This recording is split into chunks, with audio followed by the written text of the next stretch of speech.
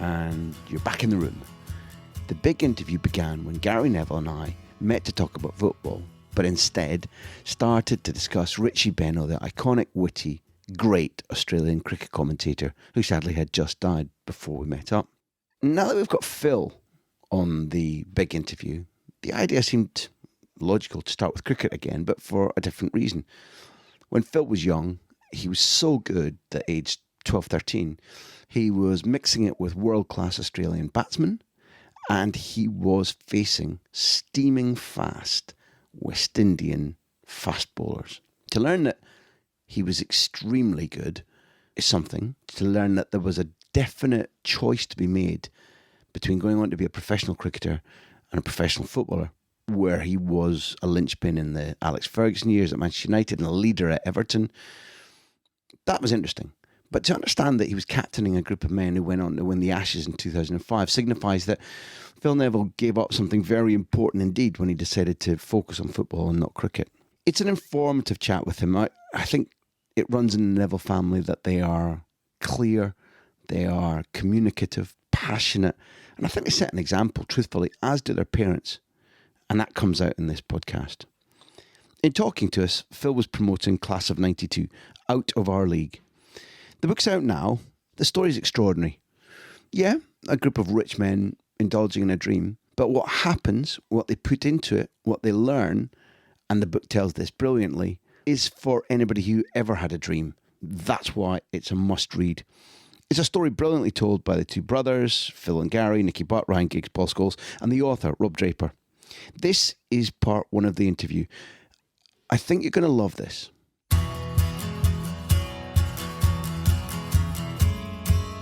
This is a joy, this is a pleasure, because I feel you're such a busy man that even when we were in Spain together, we snatched a conversation here or there, and briefly. I'm allowed to say it because it's kind of my podcast.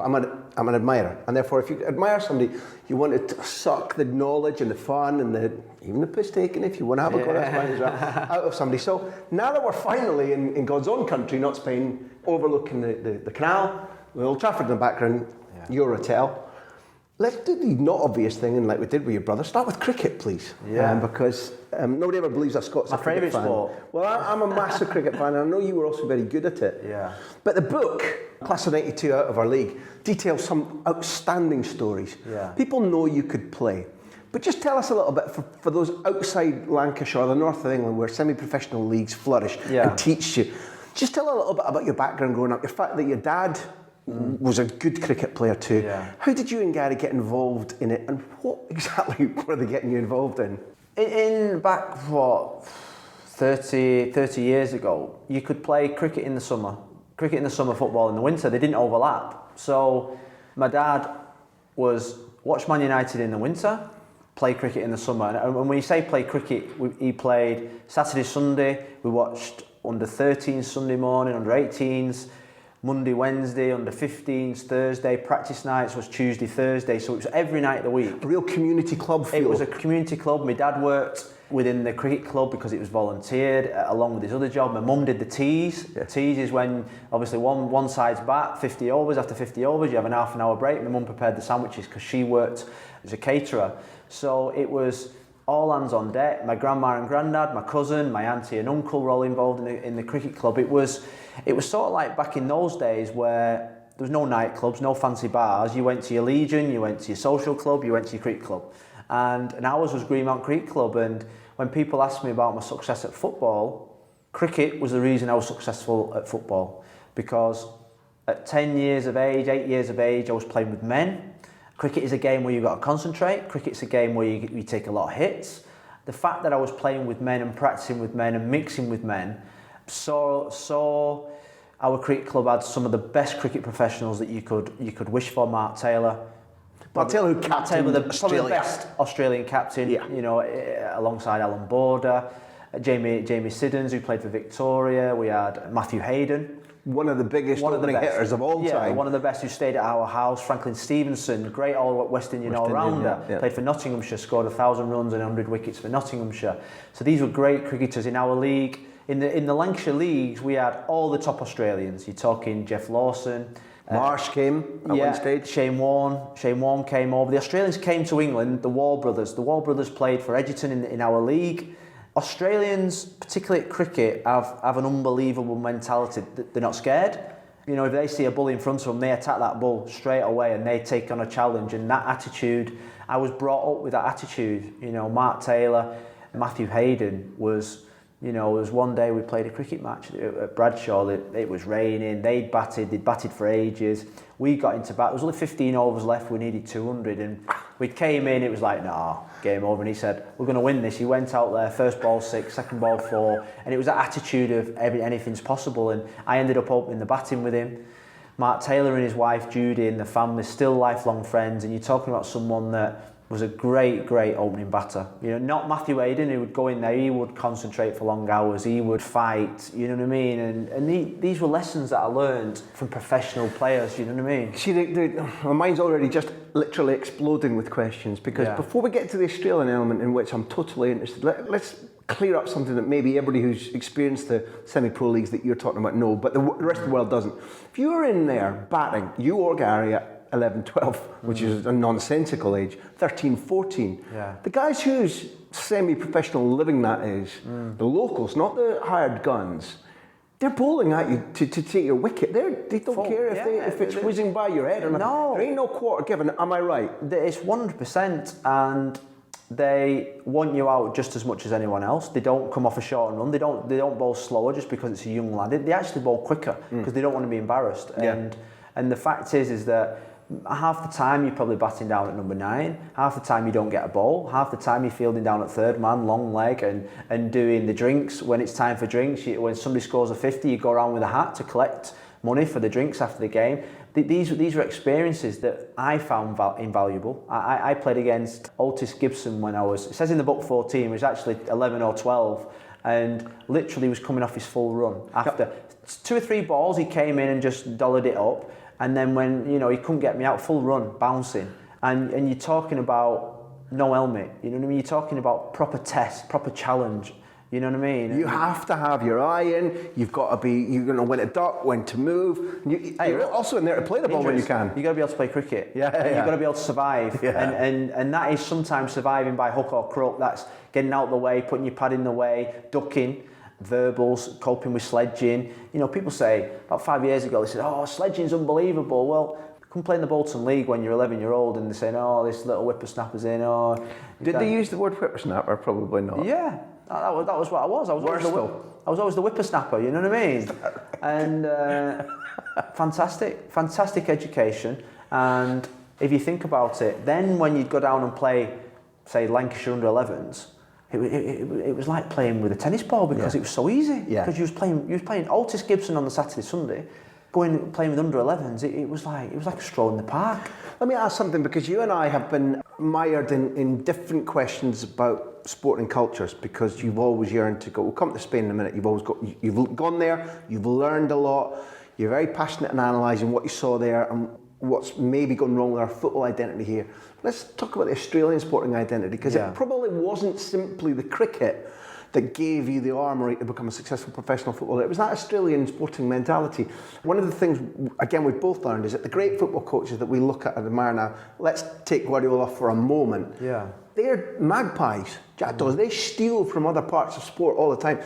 And wouldn't you agree that in Australia there is a general sporting mentality, irrespective of the event or the discipline, that we could learn from in terms of mental resilience, planning, toughness, teaching kids how to confront challenges? The Australians are they have an unbelievable attitude for me. I'm best friends with Tim Cahill. Tim Cahill is a prime example of someone that, no disrespect, probably hasn't got that much ability.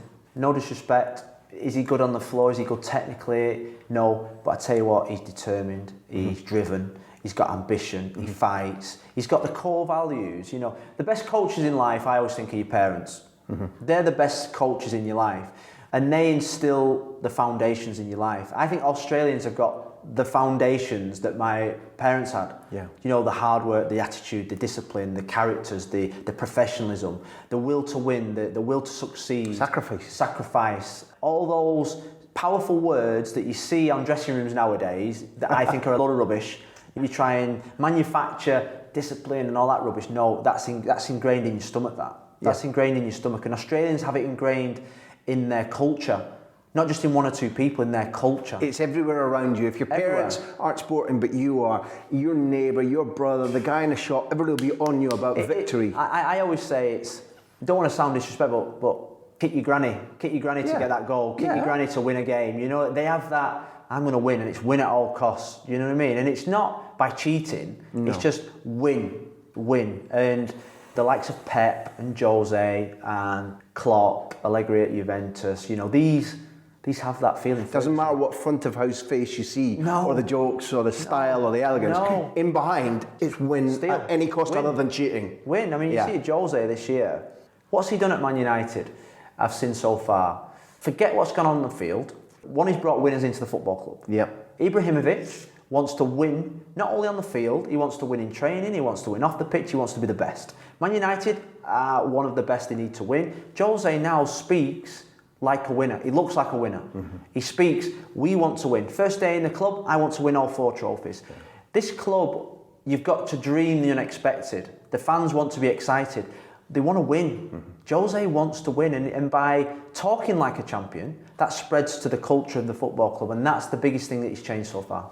Because we're going to come back to football, where has cricket given you, apart from that foundation, the greatest joy? 2005, that extraordinary Ashes series. Yeah. Have you ever, Lancashire? Because presumably you grew up in Wazimakrim, Atherton, Fairbrother times. Jesus, as we say in Spain. Jesus. Yes. Well, when's it given you your greatest joy apart from playing? The Ashes were fantastic, but in terms of my own personal, I captained England at 15. I captained England at 15, I captained England at 14. I was playing cricket for England against West Indies. I had to miss the 3rd test to go and have a trial for England at football. And then after my trial for England at football, I went back to play the 4th and 5th test against West Indies. And I did not want to leave and miss the 2nd test. I went to the football. I remember it so vividly. It was an unbelievable experience. It was at Warwick University. My dad dropped me off. I was there for 5 days. I cried my eyes out every day. My dad came down on the 3rd day because I'd rung my mum and said, I want to go and play cricket. Yeah. And my dad turned up, he said, look, I think you should stay and see out the week. You know, it's an unbelievable opportunity. In 3 months' time, you're going to be playing at Wembley for England schoolboys. Mm-hmm. And if you leave now, you might forgo that opportunity. I stayed, cried the rest of the week. He picked me up on the Friday night. We went straight down to Peterborough, to Arundel, played against West Indies the day after. At that moment in time, cricket was my only sport. Cricket was my only sport because socially, I met so many nice people. Mm-hmm. It had a different feeling than football. It's 90 minutes, you go off home with your parents.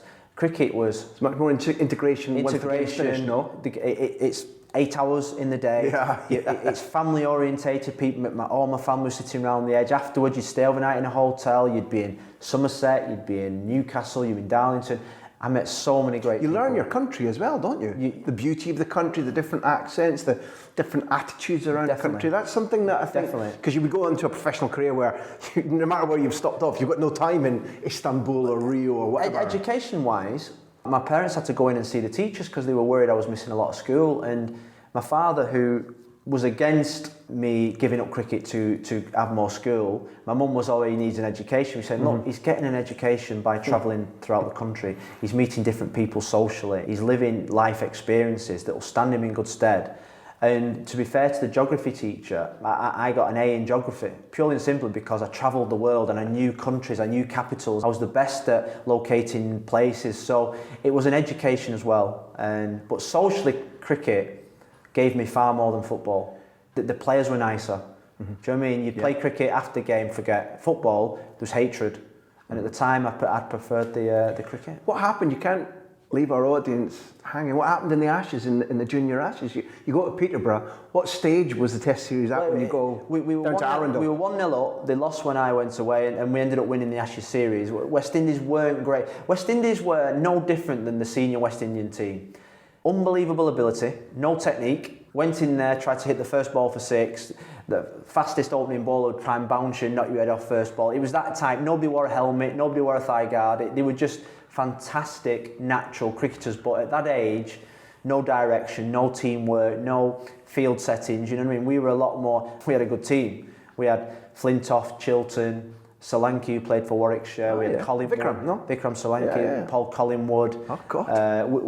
We had a fantastic team who, 5 or 6, went on to play county cricket. We're not going to get football fitted in here. No. Why did Neville, when it comes to going to Warwick, to do the England trial, when you're captain England cricket, why did he say, no, take one of the tests off, go and play football? What was governing his logic that rather than, geez, if you're in that company, if things go to plan, you're winning the Ashes in 2005? Well, in all honesty. Because my dad thought I could do both. My dad was unbelievable. He would take everything on. Let's do everything. You know, play cricket in the summer for England, play football in the winter. So he knew I was good at both of them, and he did not want me to give up anything. And that's what he's been like with us all our life. No, do it all. Do it all, and then when you're 60 odd, sit back and say, I did everything, no regrets, you know. And that's what he said that week. He said, look, I can take you home now. I said, because if I don't take you home, your mum will divorce me.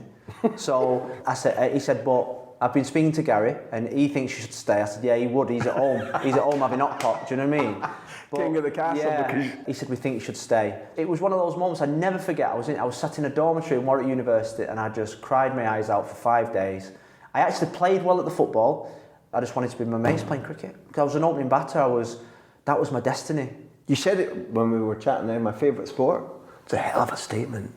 It's a hell of a statement, given what you've done for football and what football's given you. Yeah. The biggest turning point was actually 3 months later, after making my England debut at cricket with maybe 100 people on. I then went out, I walked out at Wembley and there was 80,000 on. That was like a wow moment. That was a life-changing moment of, this is special. Cricket was my love, but this is like a supermodel. This is special, and 80,000 people twice in the space of 3 months. Played Italy. Totti played for Italy. Played against Holland. Bolo Zenden played for Holland. 80,000 both times, and never looked back. Football. What impacted you about so many people? The pressure, the fact that it's big stage and I can handle it. Yeah. What was the? My England debut at cricket was probably one of my lowest moments, because it was, is this it? Playing for England's better than this. 100 people, families. Yeah. Gloucester, Cirencester, beautiful setting, but Wembley was, I like a bit of this. This is me. You know, I want more of this. This is the big time. This is live on ITV, you know, this is interviews before the game. This was cameras training. This was like the big time. You know, and things like that have stayed with me. And that gives you confidence, because when you play for a club like this, players come here, walk out there and think, get this 90 minutes over and get me out of here. Where the players that have stayed here for a long time, or players that come here and play for other teams that play well, are those that walk out and say, I'll have a bit of this. Well, let me make the comparison, and Phil, because in the class of 92 out of our league, you talk about seeing Valencia kids from the academy, including your son, who travel to away games on a 5, 6, 7 hour bus journey, whereas elite youth at United would probably be jetted somewhere, or a train, you say in the book, or whatever. And you said, this is good. They're sharing time together, the length of a day that equates to a cricket day, rather than 90 minutes and shower and then home and gone. They're doing the homework on the bus. You said, that's good. This is what we did as kids. Well, let's start with the Valencia experience. What is it that you were trying to express about what in that aspect of the youth academy and the football development in Spain that you liked? That aspect about the union, and like, for example, I'm fishing for the fact that when I was at an Aspire conference in November in Berlin, Tuchel, the Dortmund coach, stood up and he said, I'm famous. I've got this job. I've got the Dortmund job because of my youth development. I became famous. I went to Mainz. And he said, when I was in charge of youth football, I was always knocking on the door and I was angry. Give my kids, these are elite kids, the future of the club, give them the best boots, the best treatment, give them the best buses, make sure the pitches are and he said it, they stood up in front of them, and it was only a football audience, about 80 elite clubs around. He said, that was wrong. He said, this system, that idea that I was a mainstay of, and this is a young man, he's what is he, 40 at best. He said, this is developing kids who all know how to pass the ball beautifully on a velvet surface, but they can't problem solve. if they're one-on-one with a player who's giving them a bit of It's not real life, aggressiveness, Graham. it's not real life. So It's not real life. that's what I'm fishing for. It's not real life. Is one of the dangers that you don't go through at youth development level. Either the Otis Gibson moment or the broken down bus moment or the... I did a talk today for pro licensed coaches, for academy pro licensed coaches. We talked about taking people out of the comfort zones. That moment when your belly is twitching, you've got butterflies in your belly, the feeling you don't like, but actually the feeling that will improve you, the feeling that you actually want afterwards. You walk out at Old Trafford and you think, is it enjoyable? No, but afterwards you think, I want that again. I want that feeling. You know, when I got to about 30, 32 and football became just like, not easy, but I was relaxed. I missed that. And then the big games come around and I got that feeling.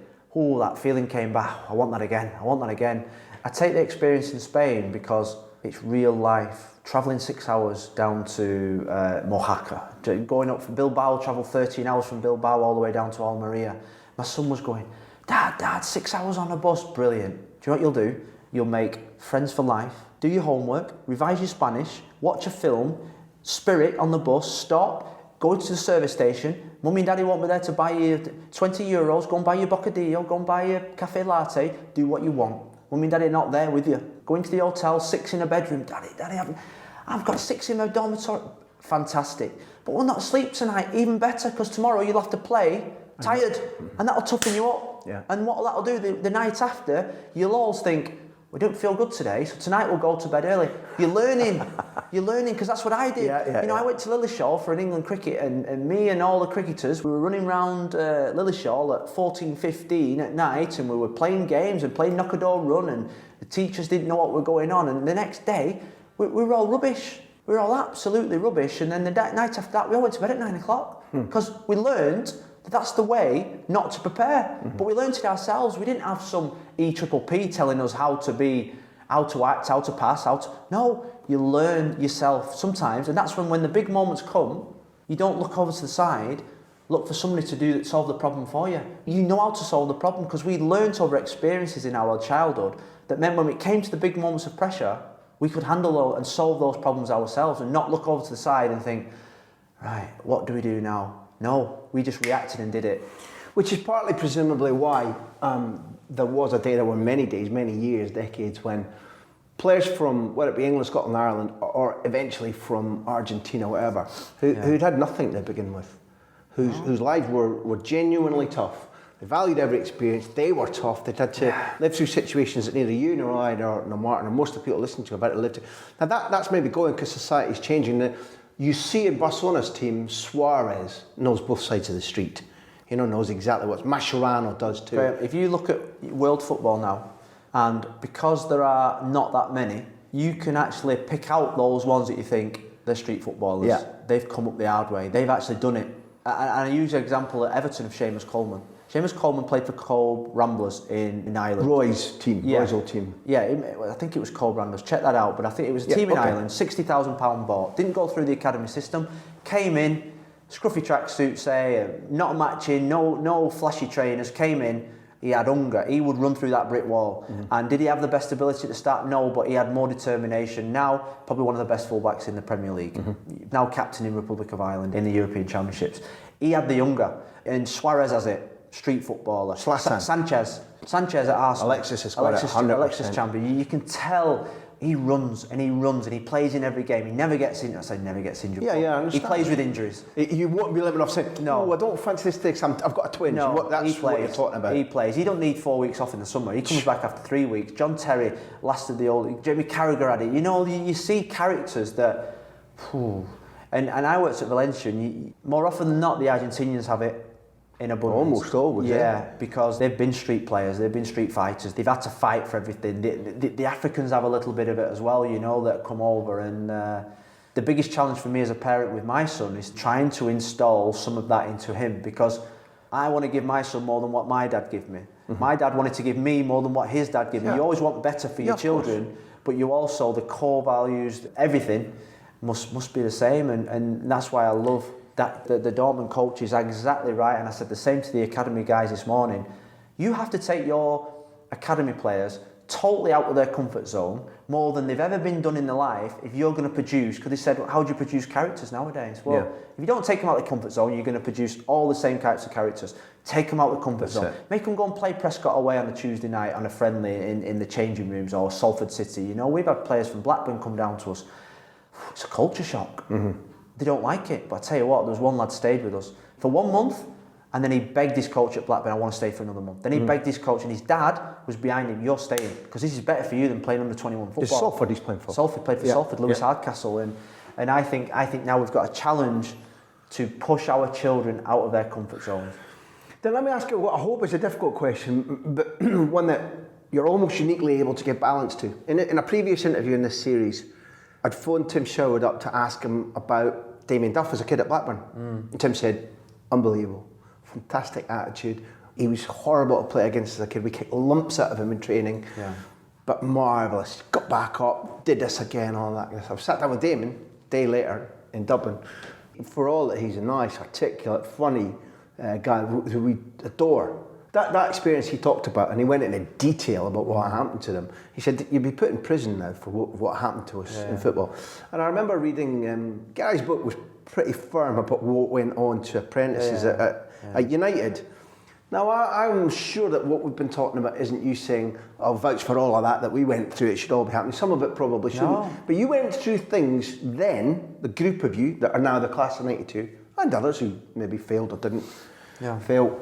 When you look back at that experience, was some of it now acceptable? Do we have to abandon some of the things that we say you can't treat kids like that because it's helped make all of you what you are today, sitting in this room with this hotel and Salford and your experience? Do you know what I'm asking? I wouldn't wish half the stuff that we had to put up with for my son. I don't want it for my son, because a lot of it was wrong. A lot of it was bordering on maybe abuse. We were tested mentally right to the maximum. There are ways of doing that without it going over the top. The boxing matches, you know, I'm not into all that. You know, you can. My first day at Man United, every first team player, my heroes were in a dressing room, and I had to stand up on a table and chat for 4 or 5 minutes. That is probably one of the toughest things I've ever done. At 16, scary. Scared stiff, shaking, close to tears probably. There were tears somewhere in there. That you stood up on a table, you introduce yourself, you say who your favourite player is, you go around the dressing room and say to a first team player how he thinks he can improve his game. These were tests. Whoa. That was one of the challenges, to actually, in front of the dressing room, go to a player, an established first team player, and tell him how he might improve his game. Definitely. Unbelievable. Brilliant. You know. Obviously, that's not abuse. That's a very nice challenge for your vision, your bollocks. And in my philosophy nowadays, I'm saying, I took the Valencia under-13s out for, they'd won a competition, I took them out for a meal. Took them to the equivalent of a TGI's in Valencia. Every single one of them, I got up to the front and I made them speak English. At the start, nobody wanted to do it. Then after a bit, the first one that came up, I thought, right, I'll get the young shy boy up first, because once he's done it, they'll all follow. Because the cocky kids wanted to get off, so you sit down, we're saving you for last. So the young shy boy came up and he didn't want to come. He felt like me. And I said to him, I'm going to help you here, so just stick with me. And he trusted me. So I took him up there, I told him what to say, I had my arm around him, and I cajoled him into saying what he said. The rest followed. Came to my son, he had to get up there and speak in Spanish. My son wouldn't do it, right? My son wouldn't do it. He was like, no, daddy, no, daddy. I said, if you don't do it, you'll feel so let down in yourself afterwards when you go home. It's true. That you'll feel disappointed.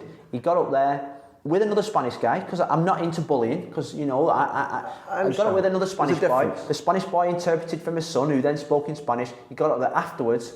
He said, thanks for that, Daddy. Thanks for making me do that, because I'm now part of the team. And I would take kids, I would make them do warm-ups themselves. I would make them present to the team. I would make them do things. Why can't a kid at Valencia, at 16-year-old, why can't he one day a week go and work in the offices, in the ticket office? Why can't he? You're not allowed to in England, but why? Why can't we in England? It's part of life education.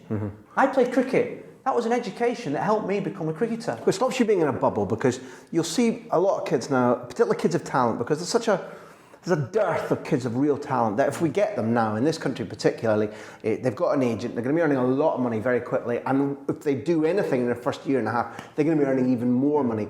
They've never touched... The money is an excuse, Graham. The money is an excuse for lazy coaching, No, I lazy agree. management. But all I'm saying is they're never going to be forced to go and work to learn what it is, to turn up on time, to do a 7-hour shift, an 8-hour shift, to do a split shift in a cafe or a restaurant like you've had the equivalents he and I would do. You know, you work till 2 in the morning, you do a split shift, you work with customers, and it can be brilliant, but it can be a piece of shit After as well. games here, every 3 games, 2 of us had to stay behind till 12, 1 o'clock in the morning, sweep the dressing room, sweep the showers, clean all the boots, go back to the training ground with Norman the kit man, and then you go home. How? Bus, walk, taxi, not my problem. Yeah. But learn your independence. Learning your independence, learn that they're actually, and then the next day I thought, there's a sense of achievement here. I've cleaned Brian Robson's boots. That was my goal. I cleaned his boots, then I wanted to be like him, then I wanted to play with him. And that is your goal. That is your goal in life. And it's not the kids' fault that they earn all this money. It's the people that are giving it them. Yeah. It's the system, the society that we're in. But it's the coaches at the end of the day. Coaches this morning, but they all get too much too soon. Well, what do you do about it? 17-year-old, I got a club car. Ferguson gave me a club car at 17. Yeah.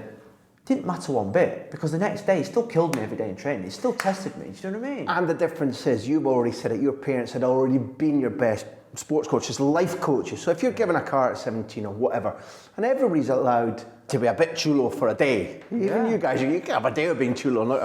But you'd have got over it whether he did or didn't hammer you because of the right stuff we all that have you've them got. moments when you need a clip. Yeah, of course, and which is also part of the training. But what I think some people will be arguing in sport right now, football right now, is that many of the kids coming through aren't getting that upbringing. They're certainly not going to get the same excellence of upbringing as you and Gary I think they're getting the Tracy upbringing, did. Graham. I just think the parents are brainwashed just as much as the players nowadays. In fact, even more. That's right. I see it. So if you take that level of training out of the kids when they're 6, 7, 8, 9, 10, then how are they going to know for themselves not to get carried away, not to accept the bubble, not to be looking for money all the time?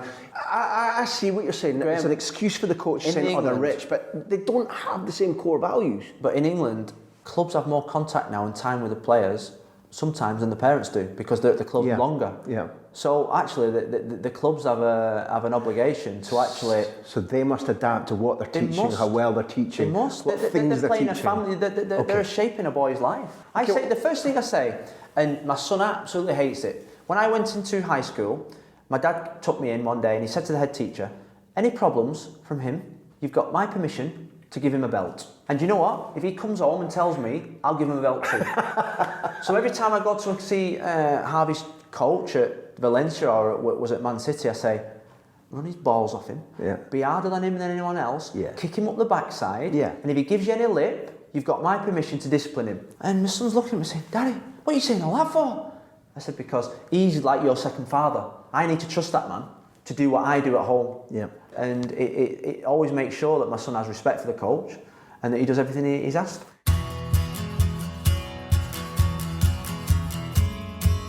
There you go. The Big Interview is produced by Backpage and by me, Graham Hunter. Thanks as always to Beer Jacket for the music. Please don't only keep up to date with everything that we're doing at grahamhunter.tv, but sign up. It's free. There's a little box for your email address, and it means that you won't miss an episode. Never mind all the podcast apps that you've got. I'm Undercast, Overcast, Wombling Free, whatever it might be.